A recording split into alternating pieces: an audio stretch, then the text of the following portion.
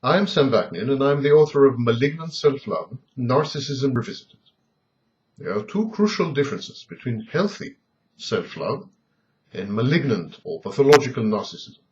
The first difference is in the ability to tell apart reality from fantasy. And the second one lies in the ability to empathize, and indeed to maturely and fully love another person. The narcissist does not love himself. This is because he has very little true self to love. Instead, a monstrous, malignant construct, the false self, encroaches upon the narcissist's true self and devours it. The false self is a piece of fiction, a figment, an invention, and yet it body snatches and soul snatches the narcissist until there is nothing left to love. The narcissist loves instead this image that he projects unto others, the false self. He expects other people to reflect this image.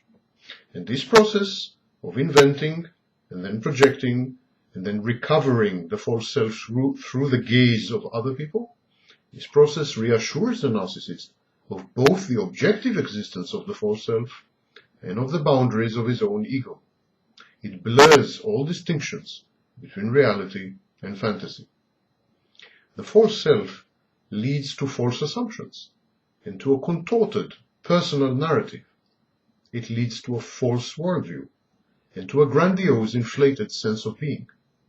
These grandiose fantasies are rarely grounded in real achievements or merit.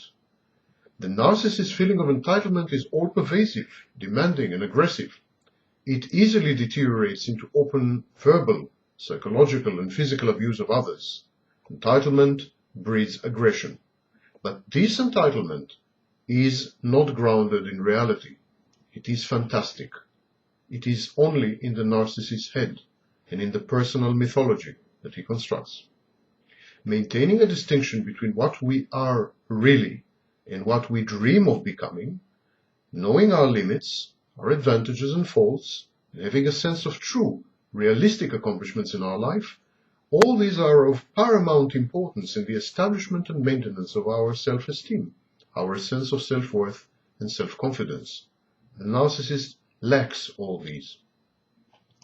Hence his addiction to narcissistic supply.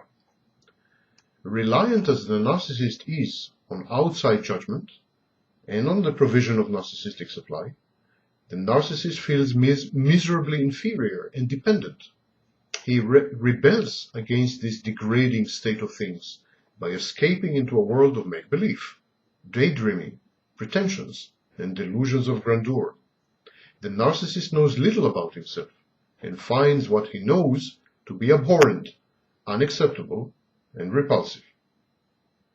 Our experience of what it is like to be human, our very humanity or humanness, depends largely on our self-knowledge and on our experience of ourselves. In other words, only through being himself and through experiencing his self can a human being fully appreciate the humanity or humanness of others. The narcissist has precious little experience of his self. Instead, he lives in an invented world of his own design, where he is a fictitious figure in a grandiose script. The narcissist, therefore, possesses no tools to enable him to cope with other human beings, to share their emotions, to put himself in their place, to empathize, and of course, to love them. He has no instruments, he doesn't have the apparatus required for the emotion of love. Love is a demanding task of interrelating, interpersonal space, and the narcissist is not equipped to traverse this space and connect with another human being. The narcissist just does not know what it means and what it is to be human. He is a predator, rapaciously preying on others for the satisfaction of his narcissistic cravings and appetites. He seeks relentlessly admiration, adoration, applause, affirmation, and attention. He is like a heat-seeking missile.